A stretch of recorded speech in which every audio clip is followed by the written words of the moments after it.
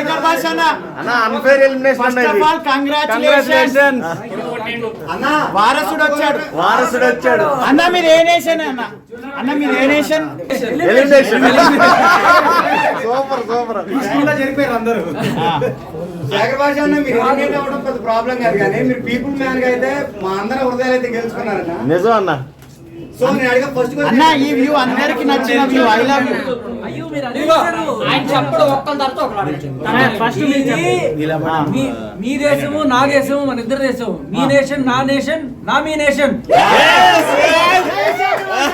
ఇప్పుడు మూడు వచ్చింది. ఆడియన్స్ గా మిమ్మల్ని మణికంఠ అన్న నామినేట్ చేయడం అయితే మేము యాక్సెప్ట్ చేస్తాం, ఎందుకంటే అన్నకి మీకు లోపల ఏం జరుగుతుందో మాకు తెలియదు. కానీ సో మేము చూస్తుంది అయితే నా మణికంఠ అన్నకి మీకైతే పడట్లేదు.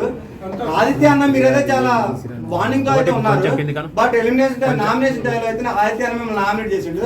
మేము చూసింది నిజం, లేకపోతే లోపల ఏం జరిగింది ఫస్ట్ మీరు చెప్పాలంటే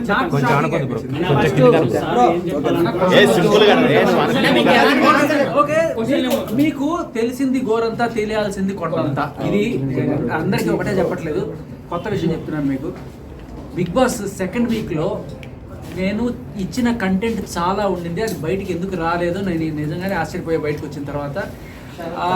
ఒకటి టాస్కుల్లో నన్ను ఆడించలేదు, నా పేరు రాలేదు.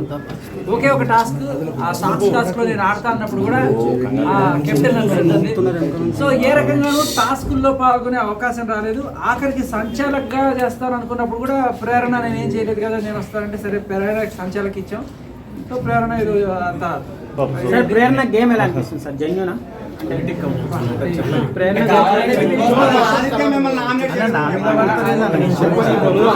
నామినేట్ చేసినప్పుడల్లా నాకు కట్టప్ప బాబుని పొడిచినట్టు అనిపించింది. కాదు, ఆయన నామినేట్ చేసినా కూడా నేను ఎప్పుడు కూడా నామినేట్ చేస్తే ఏమైతుంది, నాకు జనాలు ఉన్నారు కదా వాళ్ళకి నేను నచ్చితే నేను ఎక్కడికి పోతాను అనుకునేవాడిని.